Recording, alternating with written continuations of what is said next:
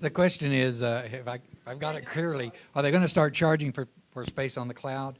The answer to that is they do right now.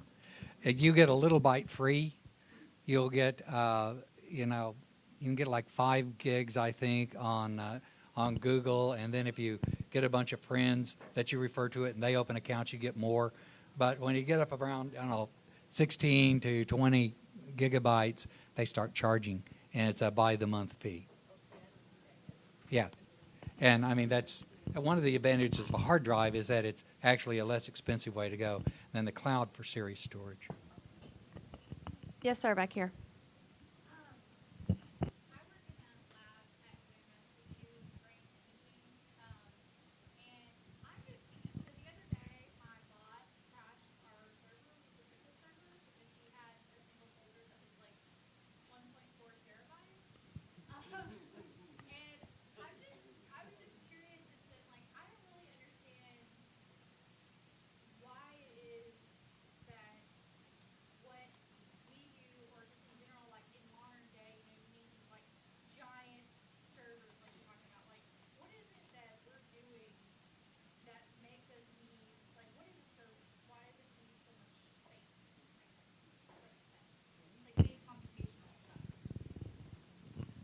So the fundamentals of how much data is and servers and, how much will a server hold and that sort of thing. Why do we need lots of data? What are the big data pieces?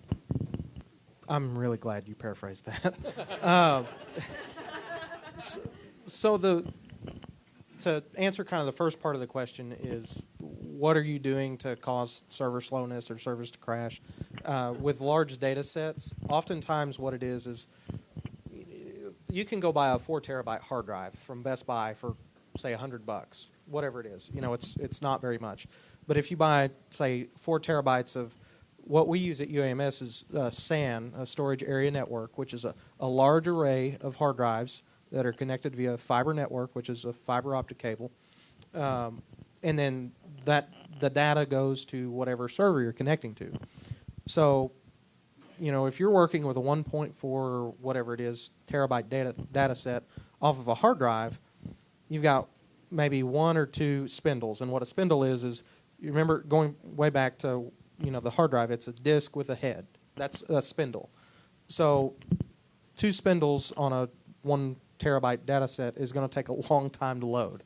And a lot of times applications have timeouts because something happens or, I don't want to run out of resources for other things that I may be doing. So a lot of times that's what happens is there are not enough spindles to serve up the data fast enough for what you're doing. Now, what a lot of people are doing for that, a lot of storage vendors, Facebook in particular, I've got a kid. My mom loves pictures of my kids. I get yelled at like daily if I don't upload a picture of my kid. So if I take my picture, I upload it to Facebook, my mom looks at it, and then my aunt looks at it, and then my wife looks at it, my father-in-law looks at it, in that first 24-hour period. Well, then that picture just sits out there, and it's out there indefinitely. But it doesn't get accessed the same amount all the time. So what they're doing, they're combining technologies. They're using solid-state drives to serve up data very fast. So my mom and my sister and everybody can see the picture of my kid really quick. And then when it's not getting accessed, it then moves from the solid state, which is the really expensive drive, to the more economical spinning hard drives. So does that answer your question? Kind of, sort of? Okay. Yes, ma'am, against the window.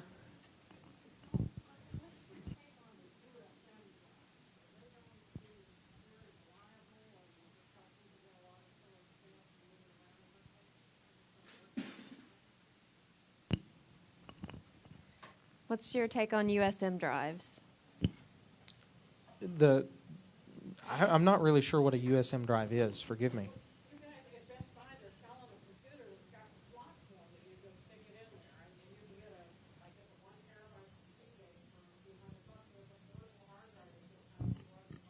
USB? I think she means USB. USM. Okay. So in other words, it actually, rather than a wire. Yeah. Not me, but maybe. In other words, they plug into the machine rather than going through a USB port, right?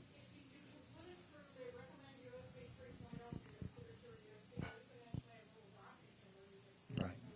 It's just the docking technology. It's the docking technology. Yeah, I mean,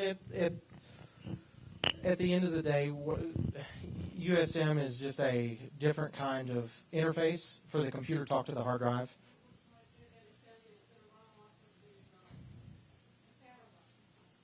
Okay. SATA bus is directly connected to the motherboard. It doesn't have to go through a controller. USB does have to go through a controller, so it allows, there's one less step for your computer to process that information. There have been several of those type of data interconnects developed. Apple has one with Thunderbolt, which is an Intel technology. USB 3 is much faster.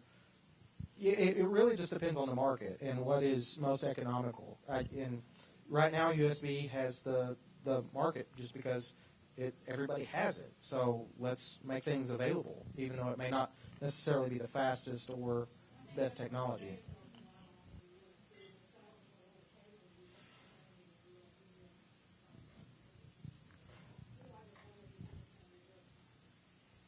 Dave? So USB, USM, local hard drive, all getting less and less expensive. Why would I even think about using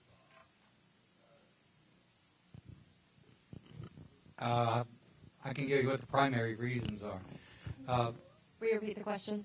Okay, I'm sorry. The question is, since hard drives are getting cheaper and cheaper, why do I even want to mess with the cloud? The reasons in messing with the cloud is that the first advantage is that you're not really limited in the amount of memory that you can go after, and it's not hardware dependent.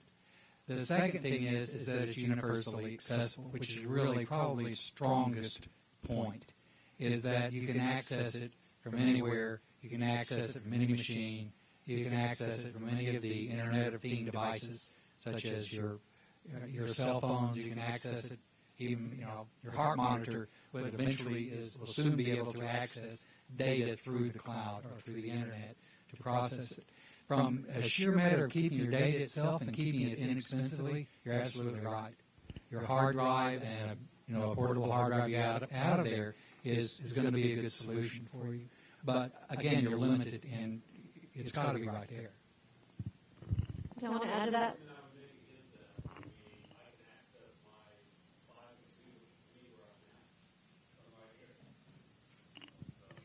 So in other words, you go through the Internet and you do a virtual desktop or a VMP process and get your hands on it. And that's true. You can. Yes, sir.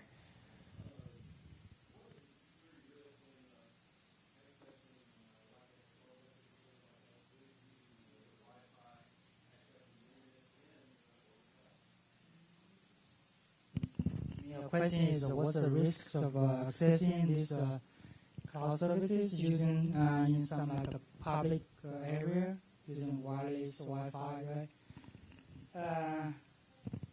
It depends on what kind of technology you are using. So for wireless communication, there are many choices of security solution, but there's vulnerabilities.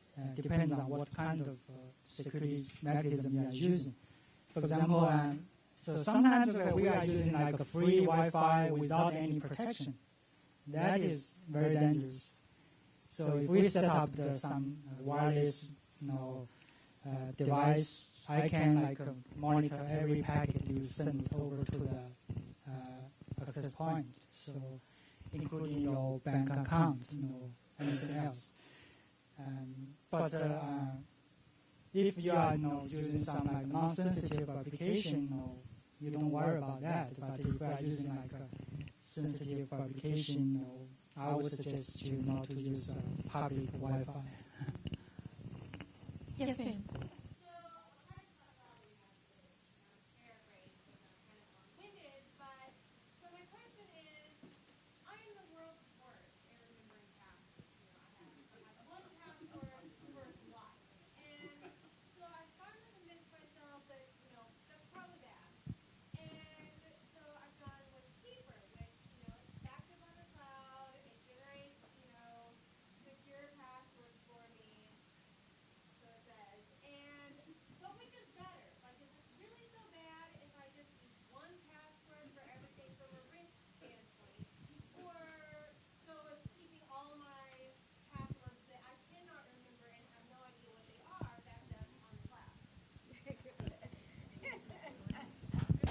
So, well, okay. So the question is, so which choice is better, right? Using a unique password for everything, or use like the password generator, to generate the password for you. So if you can, my question is, if you can use the password generator, everybody can use it. If somebody got your software, can they generate your password? Right? This is a fundamental issue. So I will just share my solution to this. I created a lot of passwords, but I store it. I don't store it on the cloud. I store it on my local computer. I will use some like a hint, to every password, but I block all the main texts. Okay, when I look at the hints, I know, okay, this is what password. But again, this is not the best way, for storing passwords.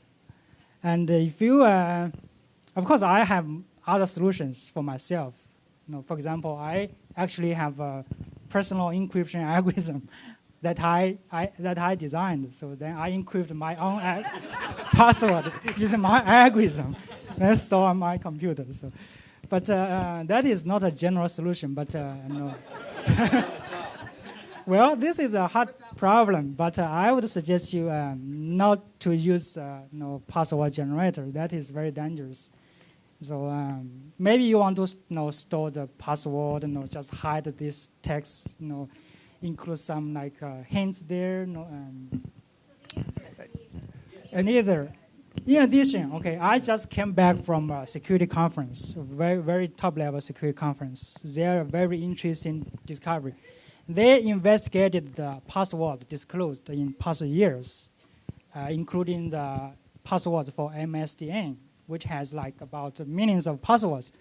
They studied the patterns of passwords. Okay, the result is, please avoid using something like "I love some." That is not secure. Okay, if you say, "Okay, I love your daughter's name," so that's not secure. They can look up the dictionary. So the basic idea is, whatever password that is easy for you to remember is not good. Can I jump in for a second? Let me, I'm from a sorry about non-technical, that. then I'll let you finish technical. From just a simple user, because I've got a million passwords, I have one password that is the I don't care password. And if it is a place where I don't care, if Jose or John or Mary gets in there and decides to rip it to pieces, I don't care. They just make me put in a password. So I've got that level password, and that's the one handles probably 80% of the applications. I have one very secure password that changes over time that I use for my very sensitive matters, and only for them, nowhere else. And then I've got a bunch of other passwords that I keep. I don't actually write it and put it inside my desk drawer, but I might as well.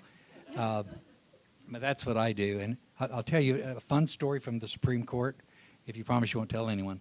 We had when I was clerking there, we were having trouble with after hours access to one of the judge's computers, and brought IT in to check it out, and they looked on his computer, and there was a piece of paper taped on the top of it that had his 10-digit password, and the first digit was 0, and the last digit was 9.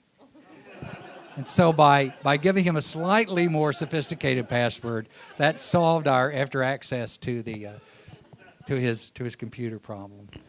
I'm sorry, go ahead. Yes, what's your question?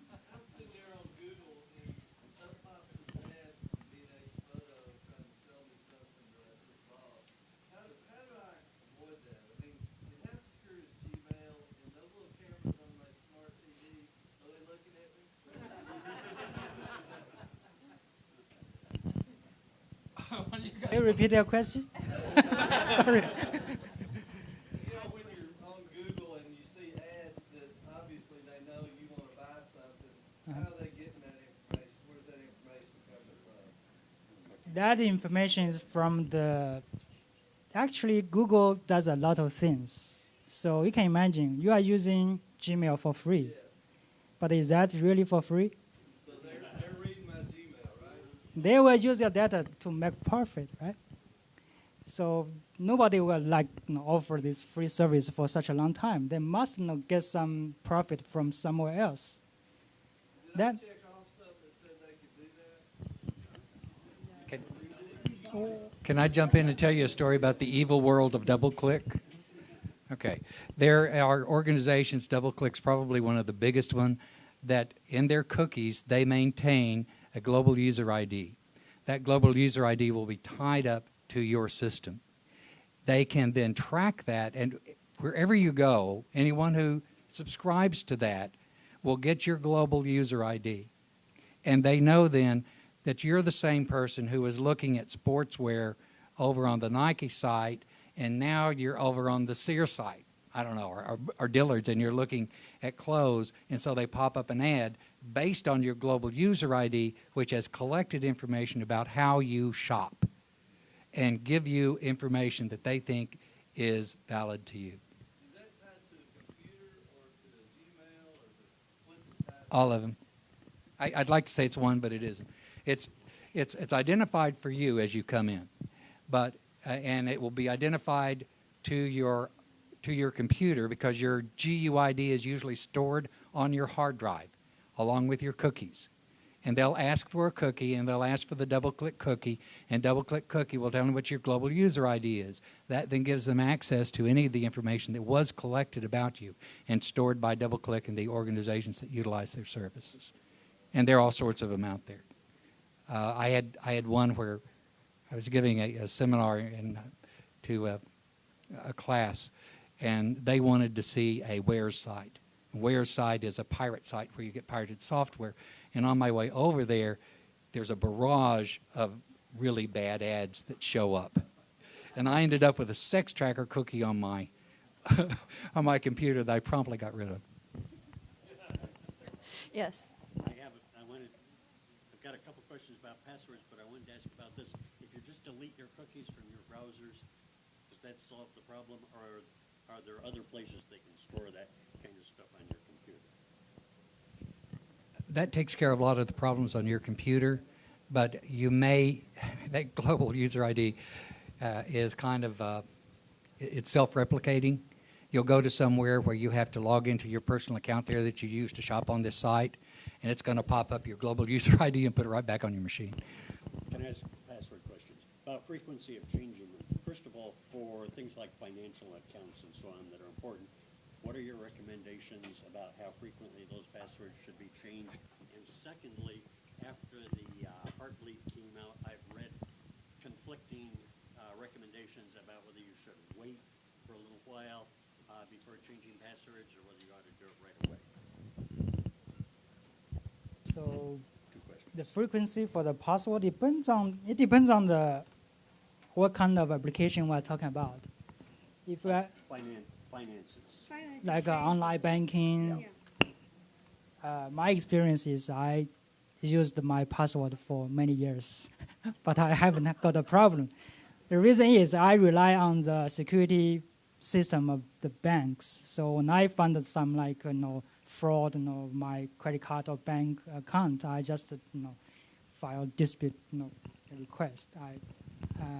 That's the reason I didn't change my password that much. I do not entirely rely on my password, to be honest. But what I trust is the security system of the banks. But if someone steals your password, what good is their security system?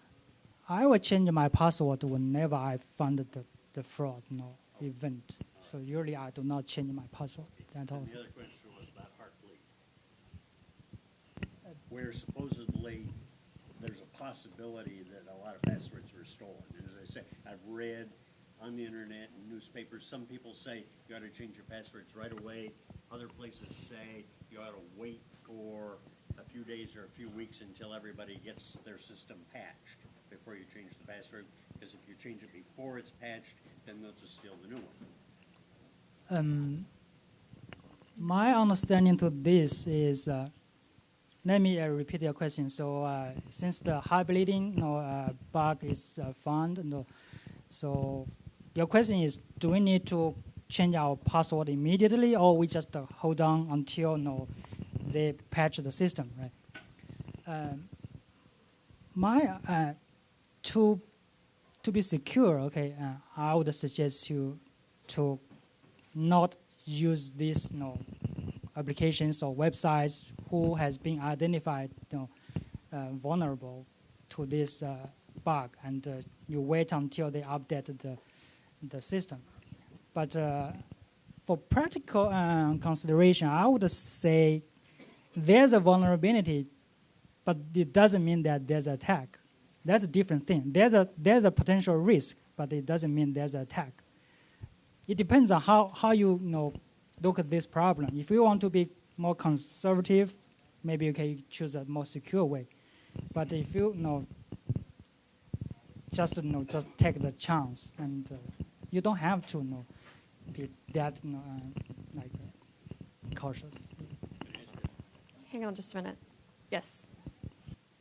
Ben, so, depending on the type of data you're talking about, there's lots of different federal standards for privacy and security. FISMA, HIPAA, whatever it might be. Do you see us ever getting to a single standard for data security from a legal perspective? I know that's tough because you're dealing with lots of different government entities, but do you ever see us moving in that direction? The question was, we have several different types of security requirements, such as HIPAA and Gramm-Leach-Bliley and others. Do we ever see a uniform requirement? Probably not, because it depends on the data. The data that's required and protected by HIPAA is considered to be much more important. That's your medical information. The data that's protected by Gramm-Leach-Bliley and the associated regulations that come off of that, that's your financial data, and that's also important. But there's going to be different standards in what's necessary to protect it. Two reasons. One thing, the data is different. The other thing is the industry that's controlling the data is different as well. And it's got to harmonize and mesh with theirs. There are certain standards that we can set. There are encryption standards. There are standards for consumer-type sites and security there that are set by the Federal Trade Commission. There are some of those types of standards out there. But the others tend to vary depending on the data and the industry that you're in. It's hard to tie them together. Yeah. Dr. Yu, you mentioned during your introductory comments about some of your research about like medical devices. Explain a little bit more about that. Why would, I guess I'm trying to figure out, why would someone hack somebody's pacemaker? Or would they be monkeying with something else and they accidentally, somehow the Wi-Fi messes somebody up? Or explain about that a little bit more. That's intriguing to me. We call these attacks, but no, we have different kinds of attacks. Some kind of attacks are active attacks. So some people intentionally attack somebody else. Another kind of attack is not active attack. For example, if somebody is wearing like a medical device which communicates on like Wi-Fi frequency band, but if you happen to be in an area which has Wi-Fi on or some other devices, we have so many devices operating on the same frequency. So is it possible that these other devices will interfere with your medical device? So that is also a kind of threat. We can also call them as kind of attack. But of course, most straightforward attack is somebody intentionally attack somebody else. That is also possible. And researchers from University of Michigan has discovered more than 2,000 practical attacks against these medical devices. Yeah, they has actually published these results. But at the same time, don't worry, they also discovered some protection solutions. Yeah. So as a security researcher, we are discovering risks, and at the same time, our main task is to find the protection solutions. So just to kind of follow that up, in several things that we've talked about tonight, y'all have mentioned that there were attacks that occurred that we don't know about, the common people, and there are protections put in place. How quickly does this happen? Is this a daily occurrence that there are these kind of, evil targeted medical device attacks. Obviously, smaller companies and data infringements and things like that. How common is that? Because if we aren't hearing about it, it's kind of fascinating to me what the scope is that we're talking about here. You mean how quick people can respond to these attacks? How often do these attacks occur, and occur? how quickly do the responses come? So both parts. Sometimes the attacks occurs without being notified. For example, I can give an example. So you may heard about the botnet attack. So for botnet attack, the attackers will just spread some kind of malware. They can control your computer, and they can actually control many computers. In most cases, these botnets do not do something very malicious, but they will just attack will happen much later on at some point. For example, I know that there's an attack which just do a very simple thing. They just log into your Facebook account, just click the like to some kind of URL to promote some company's product. That is also a kind of attack. So I would say, attacks happens every day, but not every attack is will threat your computer or your personal information. Yeah. To respond to Linda's question, I'm Dave Miller. I feel like the fourth panel here. I'm the CIO at UAMS. Every day at UAMS, we receive about 1.2 million pieces of inbound mail. 90% of that is blocked because it's either malicious or it's junk. On the medical device question, medical devices have not historically been subject to the same security standards as other data, and yet it's now it's almost the number one entry point for attacks within the medical data in particular. I'm a fan of Homeland, sorry. You saw Homeland last year. You saw the episode where the senator pacemaker was malfunctioned intentionally by an external terrorist, and they killed him. And so that's it sounds like science fiction, but it's not. I mean, that's actually completely possible through technology today. So. Did he wear a steel shirt to prevent it? Yes. Hey, could I jump in for just a second on Yeah, that? go ahead. Quick follow-up on that. There are entire industries out there who make their money because they can provide other people with the means to access data. Data is the new currency of our age. Okay, so they are going to want to know if you're going to get an assassin out there and you want to stop someone's heart, then someone is going to be willing to buy that from them. If you want to know how this person's heart is working, they tell you they're doing fine, but you want to do a background check, you want to know how it's working, and it would be nice to know not only what they put on their health check and what shows up in the public databases, but how is their heart actually working. It could be of interest if you've got a big enough insurance policy. There are going to be people out there to do that, and it happens every day. There, as he's pointing out, there are hundreds of attacks. Hundreds. I'm dating myself. There are tens of thousands of attacks every day on every system, and it's a game. The people who protect it make changes every day, and the people who try to go in and get it around make changes to counteract that every day. It's just a back and forth between the security providers and the security breakers. Yeah, so just to follow up on that, coming from an IT background, hackers are kind of like WrestleMania guys. It's like, I crushed you because I can. It's not because I win a medal or a belt or because it's just I crushed you because I can. So a lot of it is baby steps. Hackers are learning, I got into that, great. Well, now I get into that. And it's creds, if you will. It's like gang rights. It's literally like they post on the internet behind in this nice little cloud and the hard drives and the internet, they post bragging rights and they say, I'm the one who took target questions. There are actually policies in the United States. There are certain jobs that disallow you to travel, period, internationally in IT, because you cannot cross the border because you have too much information about the organization that you work for. You are not allowed to internationally travel for 2 years because you have a level of clearance. And I'm talking about not government clearance. I'm talking about just because you have so much information about what can hack and take down a system. But just to follow that up, I'm curious what you guys think. Back to cloud versus hard drive. I mean, when we have clients walk in, they say, should I put this on the cloud or should I keep it on my hard drive? And we kind of develop a checklist of what your goals are.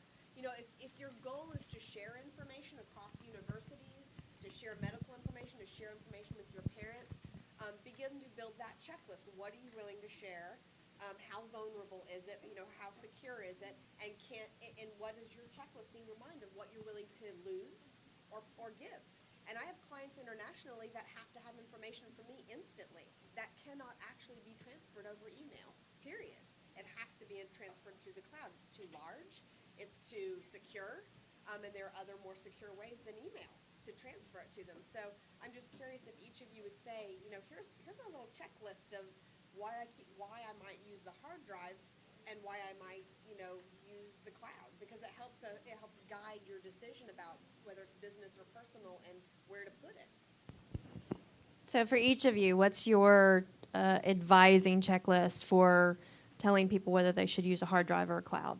How do you steer them? How do you figure that in your head when people come to you for advice? The evaluation Yeah. criteria. Each of you, pick a number. Okay. Dropbox is probably my favorite cloud provider. I use them for quite a bit of stuff. So I keep like house documents and vacation plans and stuff like that. If I wanted to keep something more sensitive, say for instance tax information, and I wanted it available in the cloud, I would save it in a compressed folder and then put that in an encrypted folder. So is that completely secure? No. But there are more layers and it makes it more difficult. It's a higher barrier to break into that particular information.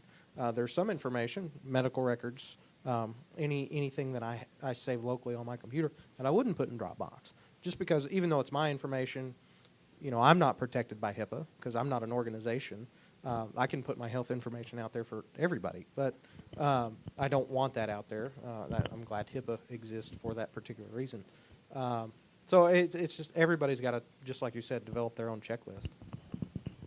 Xu Cheng?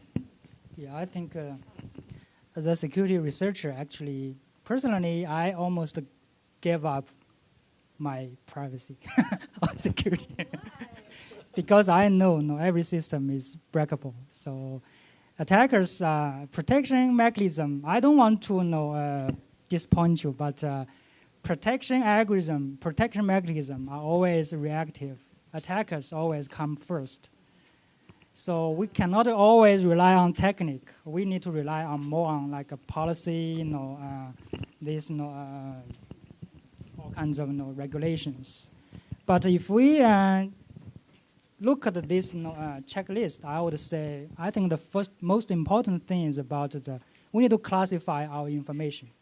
So this information like we need to follow some compliance like HIPAA.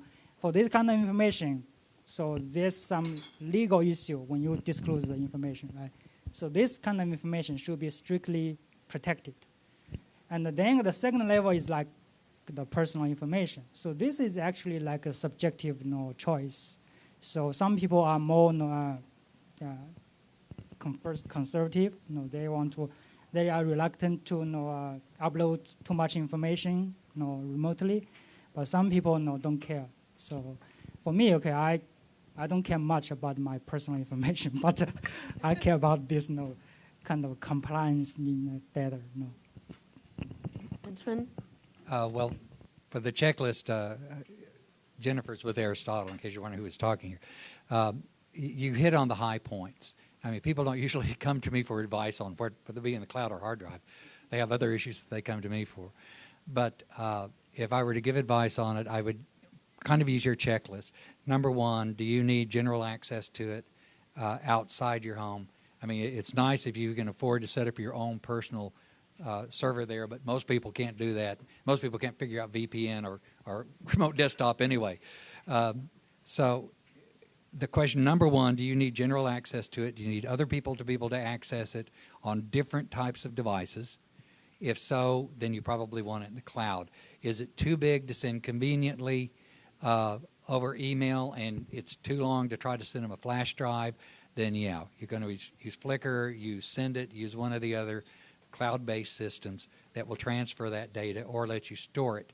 If you want to have a ready backup in case your building burns down and you forgot to take out your backup drive and it burned down with it, and you want to rebuild your system real fast, I would like to be able to go out to the web, and I mean, as you were talking about, I'll encrypt it before it goes out there, and be able to rebuild my system. If I want rapid access to my information, I'm going to put it on a hard drive. I do both. I mean, we have a server, we've got hard drives on our computers, and we've got backup drives we take out of the office, and we've got a SharePoint site out there on Microsoft's cloud. So that's really what I would look at. You physically every night take it back and forth? What, the hard drive? I'd like to say I do, but I don't. Got time for one I more take question. it out when I remember it. I mean, the server has built-in, backup systems anyway, but I take it out when I remember it. But we do back up fairly regularly to the cloud. One more question. Yes, sir.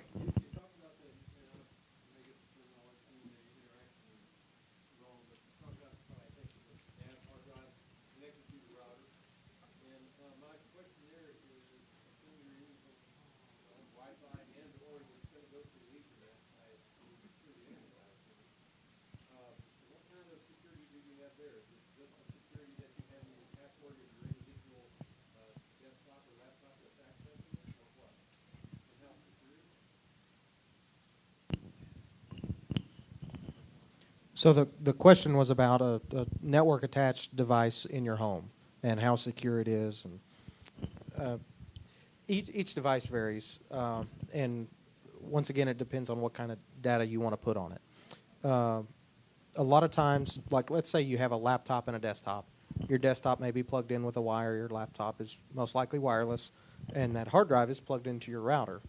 Well, as been mentioned earlier, a LAN is just a local connection between the computers on that network in your house.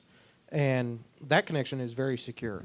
Most of the time, attacks come, if I'm going to try and attack something, if I'm going to spend hours of my life trying to hack somebody to get something, would I target an organization or would I target an individual? What's going to be a more valuable use of my time? That's what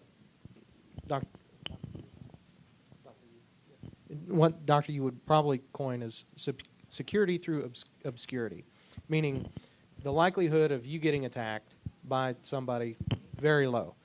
That doesn't mean you're necessarily any more secure, but the chances are lower. If you're accessing it through a cloud provider, say you're at work and you need some pictures off of that NAS device, that would be up to the manufacturer to do that. Your passwords come into play, encryption comes into play. So each device is going to be a little bit differently. But that also goes back to security through obscurity. Chances of getting hacked or your information getting out there, probably pretty low, just because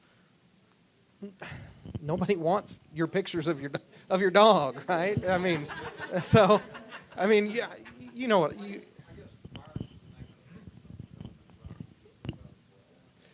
So a virus or malicious software, a lot of times those NAS devices run a very strict, they can only run certain commands. So the chances of those being taken over by a virus, very low. If your computer gets taken over by a virus and it's connected to that network drive, it can corrupt your information. So, I mean, it's kind of different sides of the same coin. But as far as the device itself, I would say it's very secure. I would you wanna agree with Tom's on this. So basically, if you follow some common practice in your personal environment, so you are pretty much safe. But when we are talking about cloud, so I would add one more thing to cloud security. So when everybody is dumping the data into a cloud, cloud is a big target for attack. So that will attract attackers. So when we are dumping the data into the cloud, we should be more careful. But when we are in personal environment, so we basically I think it's enough just to follow some common practice. Yeah, just jump in for a second. There's basically three reasons they'll go after your personal system. They'll either go after it to try to sniff passwords off of it, particularly financially related passwords. They'll go after it to establish a zombie. What a zombie is, they get a hook into your computer if you leave it on all the time. And when it comes time to send out a mass set of spam, they will group together several tens of thousands of zombie computers that they've gotten, and you won't know it, but your computer will participate in a spam mail out. The other reason they're doing it is to generate money from you, to put a virus on your machine that is you have to pay to get off, and it's that sort of hostage malware. Well, that's pleasant. That's a good way to end the evening. Wow. Okay, well,